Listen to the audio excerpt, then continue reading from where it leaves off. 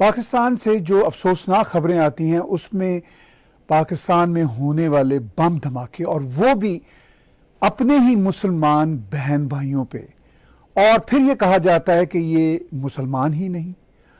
अब आपने रिसेंटली शिया बरादरी के एक बहुत ही अहम इंस्टीट्यूशन पे हमले की खबर पेशावर में सुनी, जिसमें अब तक की इतलात के मुताबिक 62 के करीब अफराद अपनी जानें खो चुके हैं और सैकड़ों ज़ख्मी हैं।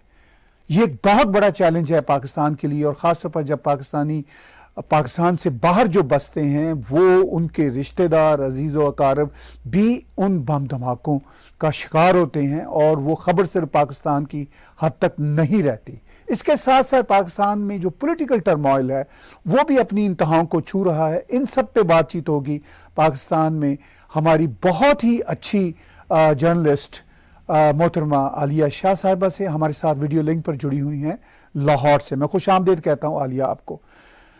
अफसोसनाक खबर है जो हमने लास्ट फ्राइडे को सुनी, पेशावर में बम ब्लास्ट होता है और अब तक की जो इतलात हैं 62 के करीब लोग हलाक हो चुके हैं। और बदकिस्मती से ये कोई नई खबर नहीं है, चाहे बलूचिस्तान में हज़ारा के साथ होने वाले जुल्म हो, पेशावर में, लाहौर में, कराची में शिया बहन भाइयों के साथ होने वाले जुल्म हो, और ये कोई नई बात नहीं। लेकिन जो मुझे बात बहुत ही पंच करती है वो ये है कि जब मैं वीडियो देखता हूँ मुल्लाओं की, आम अवाम की, और वो यही कहते हैं कि जी शिया जो हैं वो मुसलमान नहीं है। अगर इंशाल्लाह हम शियों के साथ वो कारनामे करेंगे, इनके आने वाले नस्लें याद रखेंगे। अगर वो शिया ये काले काफिर हैं और ये लोग छुपे हुए काफिर हैं, ये दुनिया के गलीज तरीन काफिर हैं। इसका हरगिज मतलब ये नहीं कि किसी भी दहशतगर्दी के बाद हम ये कहना शुरू करें कि इसमें फला फला फला मुलव्विस है और ये लोग मुसलमान थे, इनके लिए दुआए मगफिरत करो। नहीं, ये शिया हैं, ये काफिर हैं, इनके साथ ज्यादती हुई है, इनकी हिफाजत हम पर फर्ज है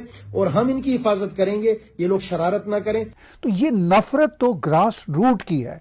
तो पहले तो ये बताइए कि इस दुख भरे हादसे पर पाकिस्तान में क्या महसूसात हैं, और जो वीडियोस हम देखते हैं, जो हम सोशल मीडिया की पोस्टिंग देखते हैं, उस पे आपकी और दीगर जर्नलिस्ट दोस्तों की क्या एक सिचुएशन, सूरत हाल बनती है? जी, बहुत शुक्रिया आपका ताहिर साहब, आपने इस टॉपिक पर मुझे इनवाइट किया। देखिए, ये तो बहुत ही आपने पहले कह दिया कि बहुत दुख भरा टॉपिक है, और एक ऐसी ये चलता चला आ रहा है, मतलब खत्म होने का नाम नहीं ले रहा, क्योंकि जो खास तौर पर ये जो आपने बात की कि दुख भरा तो है, एक ऐसा धमाका हुआ जिसमें इतनी बड़ी तादाद में इंसानी जानें चली गई, और उसमें उससे भी ज्यादा बड़ा दुख उस वक्त होता है जब स्टेट की तरफ से, जब हुकूमत की तरफ से ये कहा जाए कि इसको ये ना कहें कि ये शियों पर हमला हुआ है, इसको ये कहें कि ये एक दहशतगर्दी का वाकया है। हम ये तो कह नहीं रहे कि ये दहशतगर्दी का वाकया नहीं, दहशतगर्दी का तो वाकया है, हम जानते हैं, लेकिन पाकिस्तान में एक फिरका वाराना जो दहशतगर्दी है उसका भी तो सिलसिला रहता है। वो भी तो हम जानते हैं कि ऐसे बहुत सारे ग्रोह मौजूद हैं जो खुले फिर रहे होते हैं और जो इस तरह के वारदातें करते हैं, इस तरह के वाकयात होते हैं, सामयात होते रहे हैं। लेकिन इस मर्तबा ये बड़ी हैरतनाक बात थी कि जब ये सामने आया, इस पे सबने इसकी मजम्मत करनी शुरू की, इस पे अपने दुख का इजहार करना शुरू हुआ, तो फिर जो शिया मसलक से मुतालिका लोग थे उन्होंने सोशल मीडिया पर ये लिखना शुरू कर दिया कि ये इमाम बारगाह पे हमला है, तो ये हम पर हमला है। तो अब आप देखिए, आप इसको कैसे डिनाई कर सकते हैं कि वो जो मस्जिद है कूचा रिसालदार किस्सा खानी बाजार में, वो एक इमाम बारगाह है, शियों की मस्जिद है। तो जब उनकी मस्जिद है तो वो यही कहेंगे कि उनके ऊपर हमला हुआ। तो अगर इस सूरत हाल में जो कि एक मजलूम है, अगर वो ये कह रहा है और जो ताकत का इस्तेमाल करते हुए हुकूमत ये कहे कि नहीं तुम गलत कह रहे, तो आप सोचिए कि वो कैसी कन्फ्रंटेशन हो, आप किस किस्म की बात करें। तो मैं तो पहली मर्तबा ये देखती हूँ कि क्या कभी हुकूमत भी ये कहती है कि नहीं आप ये ना कहें कि आपके ऊपर हमला हुआ है। तो फिर मेरा सवाल एक इसमें ये भी है कि जो कोयटा में शिया हजारा पर जब हमला होता है, वहां पर जो एक खास कम्युनिटी मौजूद है, तो उसको तो हम ये कहते हैं कि ये शिया हजारा पर हमला हुआ है, और ऐसी बहुत सारी और भी मैं बातें कर सकती हूँ। लेकिन मेरा कहने का मकसद सिर्फ ये है कि इसको दहशतगर्दी का ये वाकया है, हम जानते हैं। ये दहशतगर्दी टीटीपी ने की है, ये दाइश की तरफ से दहशतगर्दी हुई है, ये मुल्क के अंदर से कोई ग्रुप है, ये हमें नहीं मालूम। लेकिन आप ये कैसे डिफाइन कर सकते हैं बगैर हमें बताए, बगैर अभी ये इन्वेस्टिगेशन नहीं हुई, अभी पता नहीं चला कि कहाँ से दहशतगर्दी हुई है, तो आप ये कैसे कह सकते हैं कि नहीं ये अंदर से दहशतगर्दी, यानी ये फिरका वाराना दहशतगर्दी। तो इसमें काफी ज्यादा इसका नोटिस लिया गया और खास तौर पर जाहिर है कि इस मसलक से ताल्लुक रखने वाले लोगों की बड़ी दिल आजारी हुई, जिसपे हमें माफी मांगनी चाहिए इस बात पे। क्योंकि आप जानते हैं कि जब दहशतगर्दी होगी तो हम ये कहेंगे कि देखिए ये तो बैरूनी साजिश, शेख रशीद साहब आगे हमेशा यही कह देते ना, बैरूनी साजिश है जी, तो उस पर ये है। लेकिन जब आपको ये पता चलेगा, जानती है हुकूमत के, जब ये बात बाहर जाएगी कि ये तो इन लोगों ने किया है, तो फिर उनको पकड़ना भी पड़ेगा जो खुले फिर रहे होंगे, और फिर उसके ऊपर ये भी बदनामी आएगी कि हुकूमत क्या कर रही है, कि वहां पे अंदरूनी हालात ये हैं कि अंदर के लोग एक दूसरे को मारे। तो ये जो इस वक्त सिचुएशन इस मर्तबा इस वाकये के बाद सामने आई, उस पर सब ने बहुत ज्यादा कंटेम किया, और फिर यही हुआ कि फिर मजीद इसकी रिएक्शन की वजह से ऐसा मजीद कहा गया कि ठीक है, अगर आप इसको दबाने की कोशिश करें तो हम इस पर ज्यादा बात करें। ये हुआ इस मर्तबा। लेकिन आप बिल्कुल सही कह रहे हैं कि ये बहुत काबिल मजम्मत है, बहुत अफसोसनाक, बहुत दुख भरा वाकया है। और मुझे तो हैरत होती है कि हमारे होम मिनिस्टर साहब रोजाना बातें करते रहते हैं। अच्छा देखिए, उनको फिक्र किस चीज की है, अपोजिशन क्या कर रही है। हुकूमत को इस वक्त सबसे ज्यादा प्रॉब्लम क्या है कि अपोजिशन क्या कर रही है, उनके पीछे वो जा रहे हैं। वो जो उन्होंने कहा ना कि हम दहशतगर्दों के पीछे जाएंगे, हमें तो वो दहशतगर्दों के पीछे जाते हुए नजर नहीं आ रहे, हमें तो वो अपोजिशन के मुखालफिन के पीछे जाते हुए नजर आ रहे। तो पता नहीं वो कैसे पकड़ेंगे इन लोगों को, और पकड़ पाएंगे या नहीं पकड़ पाएंगे। आज तक अगर इस तरीके से काम हुआ होता और पकड़ा जाता होता तो ये वाले वाकयात अभी तक ना हो रहे होते। देखिए, आपने कहा कि पाकिस्तान की हुकूमत की इस वक्त की सबसे ज़्यादा फ़िक्र ये है कि अपोजिशन को किस तरह दबाया जाए, चूँकि वोट ऑफ नो कॉन्फिडेंस की तवक्को है जो आइंदा चंद दिनों में पेश हो सकती है। इस पर बात आपके साथ में थोड़ा आगे चलकर करूँगा, लेकिन मैं उस माइंडसेट की बात करना चाह रहा हूँ। यूट्यूब पे और ट्विटर पे और इंस्टाग्राम पे, टिकटॉक पे बहुत सारे ऐसे वीडियो, बहुत सारी ऐसी पोस्टिंग्स देखने को मिल रही है जिसमें ये कहा जा रहा है, बदकिस्मती से वो माइंडसेट बताया जा रहा है कि जी ये जो शिया हजरात हैं, बहरहाल ये तो काफिर होते। मुझे याद है आलिया, जब मैं पाकिस्तान में हुआ करता था तो मैं वहाँ पर देखा करता था दीवारों पे लिखा हुआ काफिर काफिर शिया काफिर। मुझे नहीं मालूम ये माइंडसेट अभी भी वहाँ पे है। आप बताइए इस माइंडसेट के बारे में आप क्या कहेंगे? ये माइंडसेट ना सिर्फ ये कि अभी भी यहाँ पर मौजूद है, बढ़ चुका है। यानी देखिए ना, आप बात कर रहे होंगे डेकेड्स पहले की, ठीक है ना, एटलीस्ट 1 डेकेड या जितने भी 8-10 साल, लेकिन आप ये देखिए कि इस अरसे में इसको कम होना चाहिए था ना, क्योंकि आप आगे बढ़ रहे हैं, दुनिया तरक्की कर रही है, इन चीजों से निकल रही है, आपकी और इंटरेस्ट हो चुके हैं और आपने बहुत आगे जाना है, लेकिन हम उसमें मजीद धंसते चले जा रहे हैं। ये जो आपने बात की, एक ऐसी वीडियो सामने आई और मैंने फिर उसको शेयर करवाया कि एक मौलाना जो था वो कोई बड़ा, कोई इतना वो नहीं, बट वैसे तो बड़ों की भी ऐसी वीडियोस आपको मिल जाएंगी, बड़े नामी गिरामी जो मुल्ला यहाँ पर मौजूद है, उनके भी यही माइंडसेट है, वो भी इसको इसी तरह लेकर चलते हैं। लेकिन वो एक छोटा मोटा मुल्ला था कोई, जिसकी जो ये बड़ी तफसील से उसने बात की और उसने अपनी बाकायदा इस तरह मतलब उसको पोर्ट्रे किया कि ये तो लिखा हुआ है सब कुछ, यानी जो वो कह रहा है वो सब कुछ बिल्कुल लीगली सब कुछ बता रहे हैं कि नहीं, कुछ भी हो जाए आप ये कहें, आप कंडेम करें, आप मजम्मत करें, आप कहें कि बहुत ही बुरा हुआ, हमें बड़ा दुख है, लेकिन आप ये ना कहें कि ये मुसलमान है। इस तरीके से तो फिर इनको मुसलमान मान लिया जाएगा, तो ये तो आप गुनहगार ठहरे। अब कैन यू इमेजिन, आप ये देखिए कि वो वीडियोस इस तरह की वायरल होती फिर रही हैं, किसी को ये फिक्र नहीं कि कोई ऐसे लोगों को पकड़े, खुले फिर रहे हैं, छोड़े हुए आपने। आप जो अगर कोई ये कह दे कि ये शियों की मस्जिद पर हमला हुआ है, तो उनकी आप जुबानें भी पकड़ रहे हैं, उनके खिलाफ आप बोल भी रहे हैं, बात भी कर रहे हैं कि जी ये तो बदनामी की बात है। और जो ऐसे लोग इस तरह के माइंडसेट के रखते हैं, आप अच्छे तरीके से जानते हैं कि कितना बड़ा माइंडसेट यहाँ पर मौजूद है मौलवियों का ऐसा, उनको पकड़ने के लिए, उनके ऊपर क्रैक डाउन करने के लिए कुछ क्यों नहीं होता? मेरा तो सवाल ये है ना, बल्कि अब तो आप जानते हैं कि इस हुकूमत में क्या हो रहा है कि किस तरीके से पीका लाने की कोशिश की गई कि कोई भी ऐसी कोई बात करेगा तो पीका के जरिए उसकी जुबानबंदी की जाएगी और उसको विदाउट एविडेंस 5 साल के लिए कम से कम अंदर किया जा सकेगा। मेरा सवाल ये है कि ऐसे लोग, ऐसा माइंडसेट जो कि भरा पड़ा है हमारे एक सोसाइटी के अंदर, उनके लिए आप कोई कानून नहीं लाते, उनके लिए कोई पीका नहीं। पीका किसके लिए? जर्नलिस्टों के लिए, सहाफियों के लिए, क्योंकि वो बात जो करते हैं कि वो हुकूमत की अंदर की चीजें निकाल के ले आते हैं, जो करप्शन होती है वो निकाल के सामने ले आते हैं, जो गलत बात होती है चाहे वो प्राइम मिनिस्टर ही क्यों ना कर रहा हो उसको कंडेम करते हैं, उसके खिलाफ बैठकर जो है वो चाहे यूट्यूब हो, चाहे कोई सोशल मीडिया हो, चाहे मीडिया, उसके ऊपर बात करते हैं, वो उनको बहुत बुरी लगती है। लेकिन जो ऐसे लोग जो कि बात करें शियों के खिलाफ, शियों को काफिर कह रहे हैं या किसी और उसके लिए अहमदियों को काफिर कह रहे हैं, और दीगर जो है उनको काफिर कह रहे हैं, उनको पकड़ने का कोई निजाम हमारे पास, और हुकूमत को कोई फिक्र भी नहीं है उसमें। देखिए ये बड़े सेंसिटिव इश्यूज हैं। जैसा कि मैंने जिक्र किया, मैं तो दहाइयों से देख रहा हूँ बदकिस्मती से कि जो हमारे शिया बहन भाई हैं उनको काफिर ही लिखा जाता है सड़कों पे, गलियों पे। बहुत ही दुख की बात है। अहमदियों का आपने जिक्र किया, अहमदियों को तो खैर स्टेट ने डिक्लेयर कर दिया हुआ है काफिर, तो वो तो मतलब कोई मौलवी नहीं कह रहा, वो स्टेट कह रही है। चलिए इस मौजू पे तो फिर कभी बात करेंगे।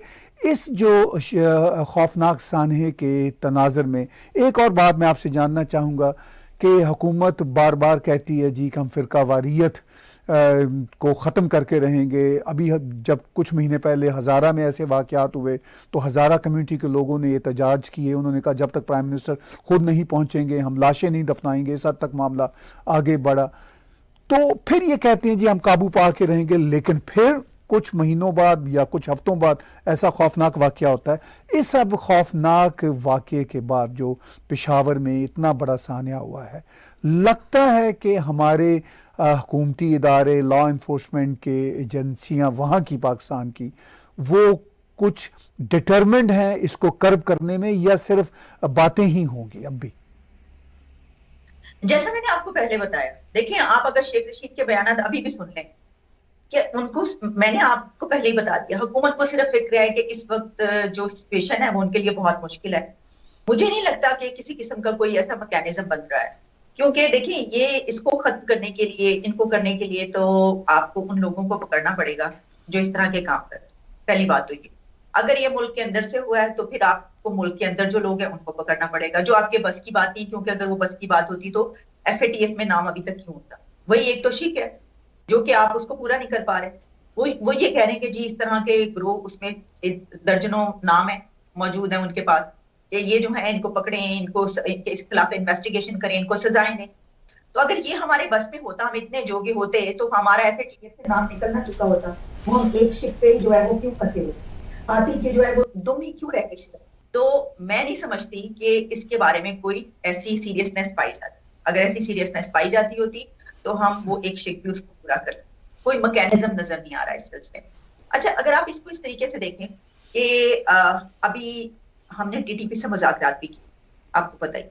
अब अगर हम ये समझते हैं कि वो दहशतगर्दी की कार्रवाइयां पाकिस्तान में कर रहे हैं तो हमने उनसे मुज़ाकरात क्यों की, ठीक है ना। और फिर एट द एंड क्या हुआ कि हमने कहा कि नहीं, इनसे कुछ नहीं हो सकता। शेख रशीद साहब का अपनी स्टेटमेंट आई जिसमें उन्होंने कहा था कि हमारा डेलीगेशन गया हुआ है, लेकिन हमें पता है कि हम जानते हैं वो बात नहीं मान रहे, अब इनसे बात नहीं हो सकती, अब इनसे जंग हो।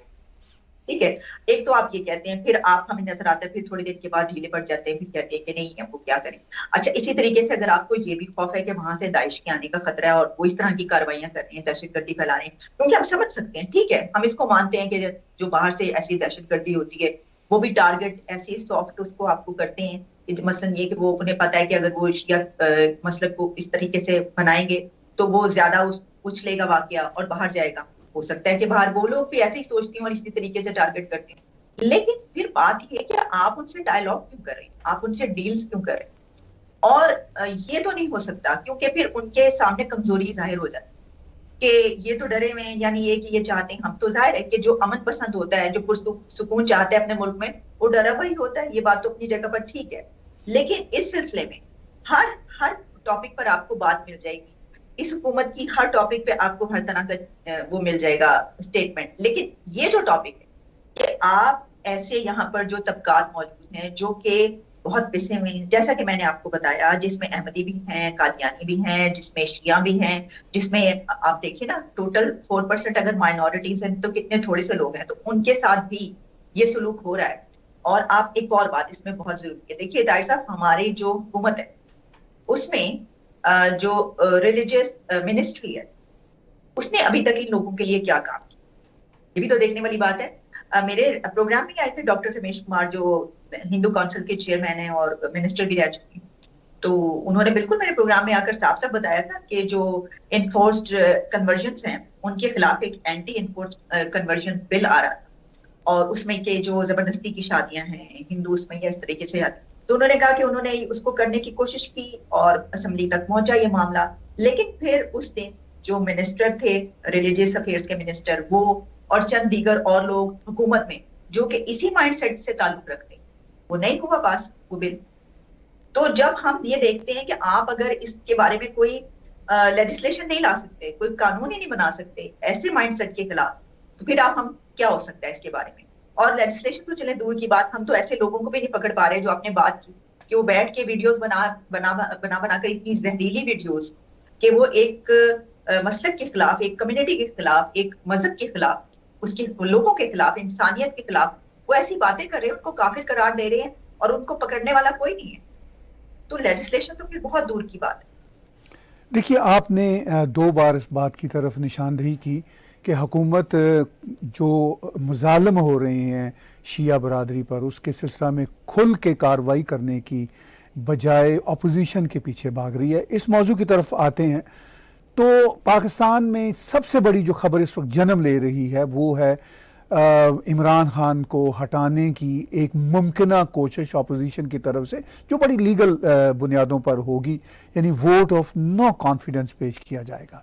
इस वक्त पाकिस्तान की नेशनल असेंबली में 342 के हाउस में 172 का नंबर चाहिए। इमरान खान की अपनी पार्टी के पास गालबन 155-156 के करीब सीटें हैं। अगर हम दूसरी तरफ देखें तो नवाज शरीफ की मुस्लिम लीग और पीपल्स पार्टी, और अगर MQM साथ देते हैं, काफ लीग साथ देते हैं, बैप साथ देते हैं, तो ये हुकूमत गिर सकती है। इसका इम्कान इस वक्त कितना नजर आ रहा है? इस वक्त जो सिचुएशन है, क्योंकि अब तो ताज़ा तरीन सिचुएशन आप जानती हैं कि एक बहुत बड़ा पिलर आप कह सकते हैं, यानी ये कि पिलर है वो अब तो काफी अरसे से वो काफी पीछे थे, जो अलीम खान हैं उन्होंने भी अब छोड़ दिया, यानी ये कि वो भी अब जहांगीर तरीन के साथ जाकर मिल गए। अब जब से ये बातचीत चल रही है तो अक्सर हमें ये नजर आता है कि हुकूमत जो है वो कुछ कभी काफी बैकफुट पे चली जाती है, फिर आगे आती है, कुछ इस तरह का होता है, फिर कोशिश करते हैं कि जो उनके अरकान हैं उनको साथ मिलाएं, मेंबर्स को साथ मिला लें, और फिर कहा जाता है। लेकिन प्राइम मिनिस्टर इमरान खान के जो मेलसी का जलसा था उसमें उन्होंने जो स्पीच, उसमें उनका जो गुस्सा था और जिस किस्म की उन्होंने गुफ्तगू की है, अच्छा एक तो होता है उनका कि हमेशा वो वर्डिंग उनकी बड़ी अग्रेसिव, अल्फाज बड़े ऐसे अल्फाज, लेकिन इस मर्तबा उनका लहजा भी वैसे ही था, उससे ज्यादा सख्त था। अल्फाज तो सख्त थे ही, लेकिन उनका लहजा अल्फाज से भी ज्यादा सख्त था। तो उन्होंने जो बातें की उससे यही लग रहा है कि वो बहुत बैकफुट पे चले गए। और फिर उसके बाद हमने ये देखा कि एक और उनका जो है वो अलीम खान ने ये अनाउंस किया अगले दिन कि वो शामिल हो गए हैं जहांगीर तरीन के साथ। अच्छा, फिर ये खबर भी बीच में आई कि इमरान खान साहब, एक पहले शेख रशीद ने कहा कि इमरान खान को जहांगीर तरीन से रब्ता करना चाहिए, हालांकि इससे पहले उन्होंने ये बात नहीं कही। फिर उसके बाद ये खबर आई कि इमरान खान जहांगीर तरीन से रब्ता करें, लेकिन मैंने उसी वक्त कहा था कि जहांगीर तरीन मुझे नहीं लगता कि इमरान खान से रब्ता करें, और वो लंदन में मौजूद है। कहा जा रहा है कि उनकी ठीक है सेहत बिल्कुल, लेकिन वो वापस नहीं आ रहा। और आप जानते हैं कि लंदन में कौन है, एक और शख्सियत जो कि बीमार है, वो नवाज शरीफ है। तो नवाज शरीफ भी वहां पर मौजूद है, जहांगीर तरीन भी वहां पर मौजूद है, और बहुत सारी पर्सनैलिटीज वहां पर मौजूद है। और फिर एकदम से ये जो समझ में आई है बात कि एक बड़े ग्रुप्स जो हैं और काफी बड़ी तादाद टूटकर अब उस तरफ जा चुकी है। तो क्या ये वहां पर बैठकर कुछ ऐसा कार्ड खेला गया है, लंदन से ये कार्ड खेला गया है, नवाज शरीफ साहब ने ये वाला कुछ ऐसा किया है छू मंतर के, जिसकी वजह से जो मेंबर्स हैं वो टूट के उधर जा रहे हैं। अच्छा, इसके साथ साथ ही एक और पैरेलल चीज चल रही है, और वो आप जानते हैं कि बिलावल भुट्टो का अवामी मार्च। अब बिलावल भुट्टो के बारे में और पीपल्स पार्टी के बारे में जो हमेशा इससे काफी अरसे से जाहिर है, हम ऐसा था भी, हकीकत भी है कि इररेलेवेंट हो गए हैं। यानी ये कि पंजाब में तो बात ही छोड़ देना, जो कभी एक सबसे लार्जेस्ट पार्टी जो हुआ करती थी, पूरी एक फेडरल जमात जो हुआ करती थी, वो अब उसकी पंजाब में तो बिल्कुल खत्म। लेकिन हुआ ये कि जब बिलावल ने अपनी कैंपेन शुरू की तो वो जब आए पंजाब में तो उनको बुरा रिस्पॉन्स नहीं मिला, उन्होंने अच्छी गैदरिंग्स जो है वो की हैं, जमा कर ली है। तो अब जो सिचुएशन हमें नजर आ रही है वो ये है कि पहले जो अपोजिशन और हुकूमत है, सॉरी मैं अपोजिशन और हुकूमत कह रही हूँ, जो दोनों पार्टियां हैं यानी कि PMLN और पीपल्स पार्टी, इनमें एग्रीमेंट नहीं हो पा रहा था वोट ऑफ नो कॉन्फिडेंस लाने के, लेकिन अब उसमें एग्रीमेंट हो गया, वो एग्री कर गया। और इससे पहले आसिफ अली जरदारी और शहबाज शरीफ कहा जाता है कि जो कि जराए बता रहे हैं, जर्नलिस्ट लिख रहे हैं, उसके बारे में बात कर रहे हैं। एजाज सईद ने भी एक कॉलम लिखा, उसमें भी उन्होंने बात लिखी कि इनकी मुलाकात किसी एक बहुत ही अहम पर्सनालिटी से पिंडी में, ठीक है। अब हम जान सकते हैं कि उनकी मुलाकात जो है जाहिर है कि किसी ऐसी अहम अथॉरिटी से हुई जिसने उन्होंने यकीन दिलाया कि हम न्यूट्रल हैं।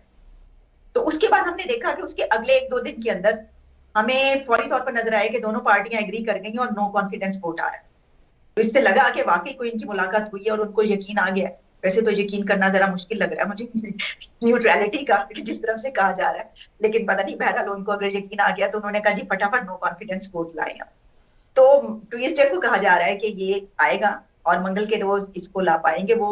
देखिए, कामयाबी नाकामी अपनी जगह पर, लेकिन अभी तक की जो सिचुएशन हमें नजर आ रही है वो ऐसी नजर आ रहा है कि अपोजिशन इस वक्त काफी ताकत में है, काफी पावरफुल है और हुकूमत इस वक्त बैकफुट पर है। खास तौर पर जो एक लास्ट मैंने आपको बताई है कि जो अभी हुआ है कि अलीम खान भी उनकी तरफ चले गए और भी लोग काफी मायूस होके जा रहे हैं। तो उसके बाद मुझे लगता है कि शायद हो सकता है कामयाब हो जाए नो कॉन्फिडेंस वोट। देखिए, इमरान खान ने इसी नो कॉन्फिडेंस वोट के तनाज़र में पाकिस्तान के शहर मेल्सी में एक बड़ी सख्त तकरीर की, जिसका अभी आपने हवाला दिया।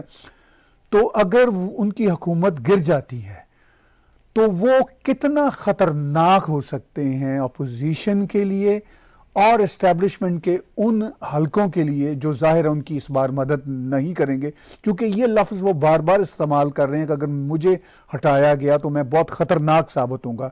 सिर्फ मेल्सी में उन्होंने ये बात नहीं की, बल्कि इससे पहले भी पिछले महीने उन्होंने अपनी तकरीर में ये बात की है। तो वो कितना ख़तरनाक, या उनकी पार्टी कितना ख़तरनाक हो सकती है अपोजिशन के लिए? देखिए, अगर तो नाकाम होगी और कुछ लोगों को जेलों में डाल देंगे।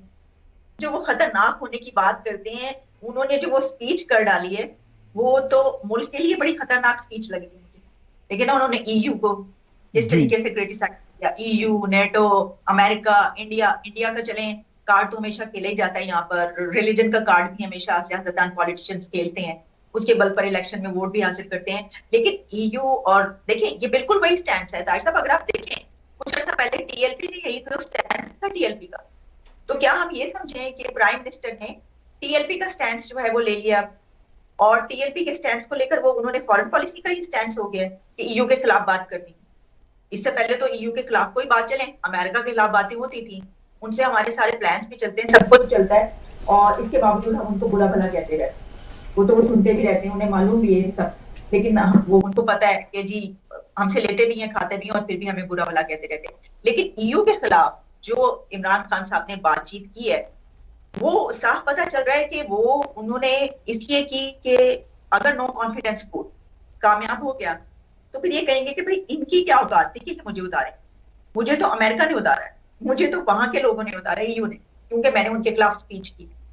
तो वो बड़े अच्छे से खेल रहे हैं, वो जानते हैं ये बात। अच्छा, इससे होगा क्या कि जब वो इलेक्शन में जाएंगे तो लोग तो यहाँ पर देखिए बड़ा एक जोश जज्बा पाया जाता है। देखो कैसा जबरदस्त एक अकेला ऐसा प्राइम मिनिस्टर आया जो अमेरिका के खिलाफ बोल पड़ा है, जिसने अमेरिका को ललकारा है, जिसने ईयू को ललकारा है। आप जानते हैं ना यहाँ की मेंटालिटी और माइंडसेट, उससे वो खेल रहे हैं क्योंकि उन्हें लग रहा है कि हो सकता है कि देखिए चाहे ये वाला नो कॉन्फिडेंस वोट कामयाब हो या नाकाम हो, लेकिन कुछ दिन मुझे नहीं लगता कि ये टर्म अपनी पूरी कर पाए। लेकिन इसमें मैं एक और बात कहना चाहती हूँ कि जहां हम ये कहते हैं ये लाने वाले वो हैं, तो फिर क्या ये भी सोचना पड़ेगा ले जाने वाले भी वो हैं? क्योंकि इस वक्त जो सिचुएशन नजर आ रही है उसमें ऐसा लगता है कि जो इमरान खान ये समझ रहे हैं कि अगर उनको उतारा गया तो फिर उनको उतारने वाले भी वही होंगे, वो शामिल होंगे कि जो उनको लाने वाले। तो मैं ये समझती हूँ कि जमहूरी हुकूमत एक डेमोक्रेटिक प्रोसेस जो है उसको चलते रहना चाहिए, और चाहे वो कोई भी प्राइम मिनिस्टर हो, चाहे वो PMLN की हुकूमत हो, चाहे वो पीपल्स पार्टी की हुकूमत हो, चाहे वो इमरान खान, 5 साल जो हुकूमत है उसको कंप्लीट करना चाहिए। क्योंकि आप उनको लाएंगे या डिटेल करेंगे, दोनों सूरतों में ये गलत है। क्योंकि अवाम के बल पर आना चाहिए पब्लिक, और पब्लिक अगर करती है तो आप उनको जाने दें। मैं ये नहीं कह रही हूँ कि इसमें इमरान खान जो है इस वक्त बड़े वो कामयाब हैं या बहुत उनके पीछे वो सपोर्ट है या अभी तक उनकी कोई कम नहीं हुई, सब ऐसा नहीं है। लेकिन इसके बावजूद जो एक जमहूरी रवैया वो तो यही है कि हुकूमत अपनी टर्म पूरी करनी चाहिए, तो ये उनको जो है वो टाइम देना चाहिए। लेकिन इसके बावजूद ऐसा नजर नहीं आ रहा। ये भी एक जमहूरी रवैया है जब वोट ऑफ नो कॉन्फिडेंस से हटाया जाता है, चूँकि उसकी तो प्रोविजन मौजूद है। इनकी मेजॉरिटी गवर्नमेंट तो है नहीं, बेसिकली माइनॉरिटी गवर्नमेंट है। इनके पार्टी के पास इतना मैंडेट नहीं है कि 172 सीटें इनके पास नहीं है। मेरा ये बुनियादी कंसर्न है कि क्या ये अवाम में अभी भी उतने पॉपुलर हैं? अगरचे पहले भी जब ये आए थे तो इनका यही कहना था मैं बहुत पॉपुलैरिटी की वजह से आया हूँ, मगर सीटें तो ये 156 इंजीनियर्ड इलेक्शन के जरिए हासिल कर सके थे, 172 नहीं हासिल कर सके थे। तो लगता है कि इनका ग्राफ नीचे जाएगा अगले इलेक्शन में, चाहे ये वोट ऑफ नो कॉन्फिडेंस में कामयाब होते हैं इनके खिलाफ या नहीं होती वो तहरीक कामयाब। इनका ग्राफ क्या आपको लगता है कि अगले इलेक्शन में नीचे जाएगा या वैसे ही रहेगा जैसा था? नहीं नहीं, बिल्कुल आप ये तो बात बिल्कुल तय है 100%। मतलब बहुत बहुत कमी आई है। इसकी वजह यह है कि वो डिलीवर नहीं कर पाए। वो तो खुद जानते, देखिए जो वो जल्दी करें इस तरीके से और जो इतना ज्यादा वो अग्रेसिव नजर आते हैं, उनको ये मालूम है ना कि वो जब जाएंगे अवाम में तो उनके पास कुछ देने के लिए कुछ नहीं है। आप जानते हैं कि कितनी ज्यादा इन्फ्लेशन, महंगाई, वो बेशक जो मर्जी कहते रहे कि इसकी वजह यह है कि पूरी दुनिया में हो रहा है, ये हो रहा है, वो हो रहा है, लेकिन फिर भी अवाम पिसे हुए तो है। और फिर सबसे बड़ी बात यह है कि उन्होंने जो कहा था वो नहीं किया, और जो नहीं कहा था वो सब कुछ करके दिखाया।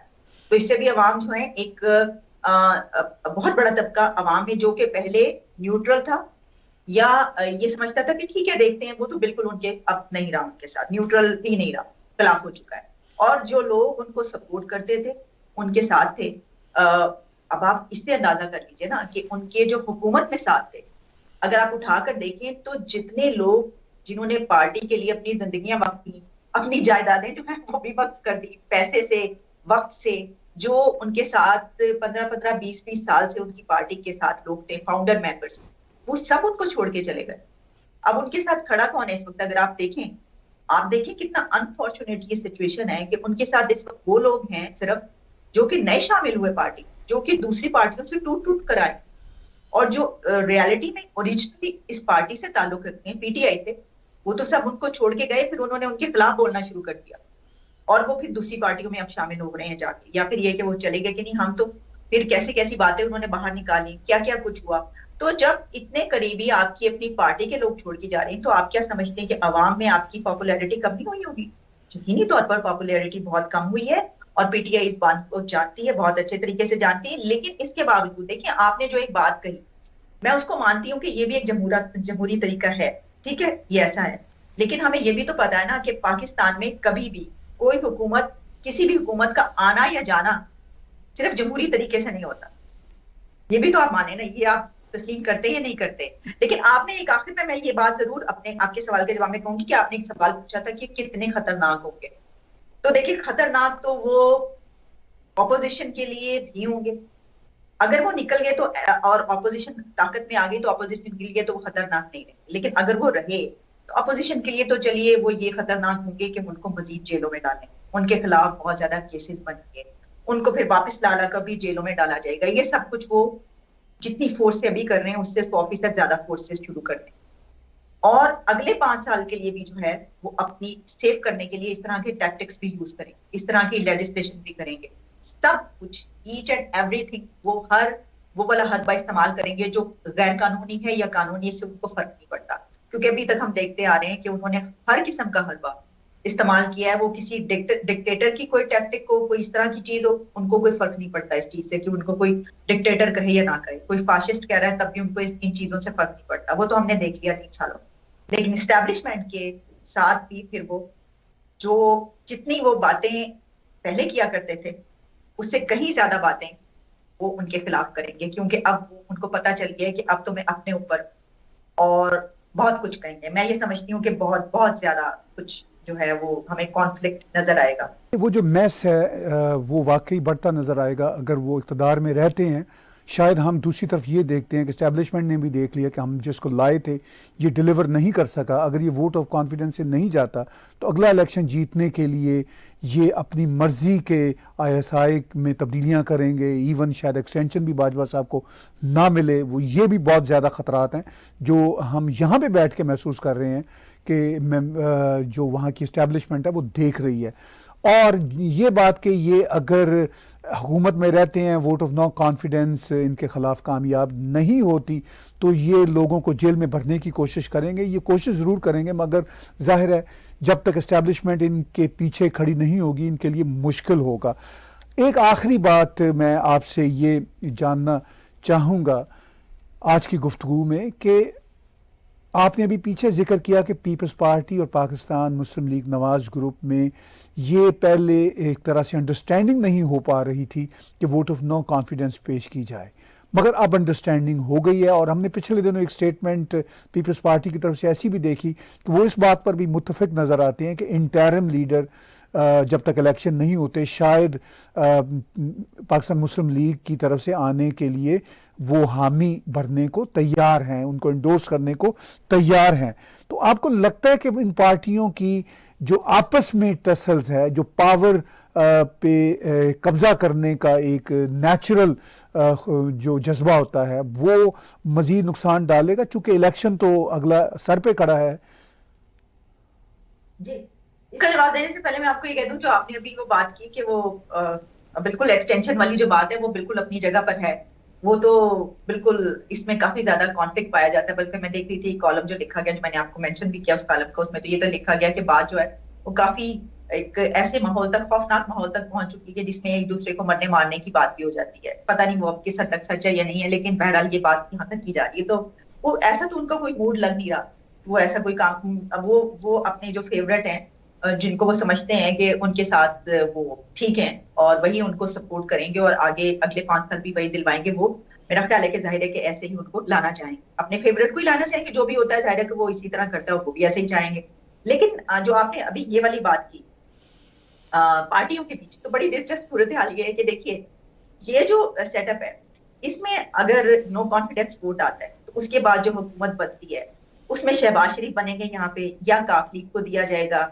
अब जो पीपल्स पार्टी है उसका स्टैंड अलग है और पीएमएलएन का अलग। इसकी एक बड़ी वजह है, जो पीपल्स पार्टी है वो ये चाहती है कि मतलब जाहिर है कि तज्जिया किया जा सकता है, उन्होंने कहा तो नहीं अपने मुंह से, लेकिन यही समझ में आ रहा है और देखने को मिल रहा है कि अगर पीपल्स पार्टी इसी तरीके से हुकूमत चलती है, यानी ये कि यहाँ पर बेशक परवेज इलाही को दिया जाए या जिसको भी दिया जाए, और यहाँ पर पीपल्स पार्टी और नून लीग मिलकर कोई ऐसा, तो पीपी के लिए यहाँ पर जगह बनेगी कि 1.5 साल अभी और रहे और 1.5 साल में वो अपनी यहाँ पर ग्रो कर सके, पंजाब खासतौर, क्योंकि पंजाब में फिर टाइम मिल जाएगा ना। और पीएमएलएन ये नहीं चाहती। इसकी वजह ये है कि पीएमएलएन को ये पता है कि अगर 1.5 साल का टाइम मिल जाता है पीपल्स पार्टी को पंजाब में रहने का और अपनी ताकत बढ़ाने का, तो जो ये जो अवामी मार्च, लॉन्ग मार्च, ये सब कुछ हुआ है, तो उनको ये लगता है कि उनका वोट बैंक यहाँ पे कम हो जाएगा। ये एक बड़ी वो है कि दोनों में बड़ी इसमें राइवलरी पाई जाती है। वो चाह रहे हैं कि 1.5 साल तक कोई जो भी सेटअप आए उसमें दोनों पार्टियां मिलकर पंजाब में वो करें और उसके बाद इलेक्शन। जबकि नून लीग और नवाज शरीफ ये चाहते हैं कि फौरी इलेक्शन, और जब फौरी इलेक्शन होंगे तो उसमें वो उनके लिए फायदेमंद है, नून लीग के लिए, क्योंकि फौरी इलेक्शन में इस वक्त तो उनको पता है, आपको पता ही है कि उनका बड़ी गुड्डी चढ़ी हुई है, वो जो कुछ हो चुका है अब तक। वो समझते हैं कि इस वक्त तो उनको बड़ा भरपूर वोट मिलेगा और उनको अक्सरियत मिलेगी। लेकिन अगर 1.5 साल का अरसा गुजर जाता है, अगले इलेक्शन जो एग्जैक्टली टाइम है असल, तो उस वक्त तक भी पीपल्स पार्टी को पंजाब में जगह बनाने की मिल जाएगी। ये एक बात है जिसमें दोनों में अभी तक डिसएग्रीमेंट पाया जाता है और अभी तक इस बात पर इत्तेफाक नहीं हो सका। लेकिन हो सकता है कि अब नो कॉन्फिडेंस वोट अगर आ जाता है और वो कामयाब भी हो जाते हैं तो फिर उसके बाद कोई वो हो जाए, इसके ऊपर कोई मान जाए एक दूसरे की बात। लेकिन देखते हैं कि क्या होता है। बहुत शुक्रिया आलिया, आपने बड़ी अहम बातें हमें बताई। पाकिस्तान में जो सियासी मंजरनामा बज़ाहिर तब्दील होता नज़र आ रहा है उस पर भी आपने भरपूर तजिया किया। आखिर में, बिल्कुल आखिर में, अगर आप समझें कि कोई ऐसी बात जो आप आज की गुफ्तगू में शामिल करना चाहें तो ज़रूर शामिल कीजिए। जी, बस मैं तो यही एक बात करना चाहूंगी कि जो पाकिस्तान में माइनॉरिटीज हैं और जो इस तरह के तबकात हैं जो कि पिछले में हैं, दबे में, उसमें कोई भी हो, चाहे वो, मैं उसमें अहमदियों की भी बात करूंगी, मैं उसमें कादियानियों की भी बात करूंगी, मैं उसमें शियों की, पारसी, हिंदू, ईसाई, जितने भी मज़ाहिब के यहाँ पे थोड़े से लोग हैं, उनके लिए हमें जरूर काम करना चाहिए। और जो भी स्टेट, बल्कि जो कहते हैं कि रियासत होगी माँ के जैसे, लेकिन ये किसी ने नहीं बताया था कि माँ जो है वो सुतीली हो। मतलब अगर आप इस तरह का सलूक करेंगे तो फिर तो यही समझा जाएगा ना। तो जब आप रियासत को माँ जैसा बनाना चाहते हो, फिर रियासत है मदीना के नाम पर, तो ऐसा मतलब कैसे आप कर सकते हैं? तो मेरा ये ख्याल है कि बहुत ज्यादा एक नेगेटिविटी पाई जाती है। खासतौर पर इस दौर में हमने देखा है कि इस तरह के अनासिर बहुत दीदा दलेरी से उन्होंने ऐसे काम किए और धड़ल्ले से वो इस तरह की बातें बोलते हैं, हमें कुफ्र के फतवे लगते हुए नजर आते हैं। हमें आपने देख रहे हैं ना, देखिए कितने वाकयात ऐसे हुए इस दौर में, जिस तरह अब वो जो श्रीलंकन सिटीजन का वाकया हुआ था, फिर उसके बाद अभी जो कुछ दिन पहले खानेवाल में एक वाकया हुआ जो कि ज़हनी तौर पर मासूम बंदा था, उसके साथ क्या किया। तो और फिर खवातीन, क्योंकि औरत मार्च भी है, तो मैं उसके हवाले से ये कहूंगी कि खवातीन और जो माइनॉरिटीज, उनके हुकूक के लिए हमें बहुत शिद्दत से जरूरत है पाकिस्तान में काम करने की। और अगर हम ये नहीं करेंगे तो आप याद रखिएगा कि इसके असरात बड़े बुरे निकलेंगे, क्योंकि FATF में हम हैं, हम निकल नहीं पा रहे वहां से, लेकिन ये सिलसिला चलता रहा और मजीद बढ़ता रहा तो और पता नहीं क्या क्या कुछ होगा हमारे खिलाफ। बहुत शुक्रिया आलिया शाह, आपसे बातचीत होती रहेगी और आने वाले दिनों में पाकिस्तान में जो पॉलिटिकल टर्मोइल है वो बज़ाहिर बहुत खौफनाक सूरत अख्तियार करता नज़र आ रहा है। चूँकि प्राइम मिनिस्टर इमरान खान ख़ुद ये कह रहे हैं कि मैं बहुत ख़तरनाक हूँगा, तो अगर हम उसको खौफनाक कहें तो मेरा ख्याल है कोई गलत तजिया नहीं होगा। मैंने कहा, मैं सोच रही थी आपके इन अल्फाज से कि कहीं उनके अपने लिए बहुत ज़्यादा खौफनाक ना साबित हो जाए। जी बिल्कुल, ये एक अपनी जगह पे एक चैलेंजिंग सूरत हाल है। बहुत बहुत शुक्रिया आलिया, हम बहुत शुक्रगुजार हैं आपके। व्यूअर्स, बातचीत सुन रहे थे पाकिस्तान से बहुत ही नामवर जर्नलिस्ट आलिया शाह साहिबा की, और उनका अपना यूट्यूब का चैनल बहुत वाइब्रेंट चैनल है। आप सब्सक्राइब कीजिए उस चैनल को और उसके साथ साथ उनके शोज़ भी देखा करें। आज का बिला तकल्लुफ़ तजिया टैग TV स्टूडियो से देखने और सुनने का बहुत शुक्रिया।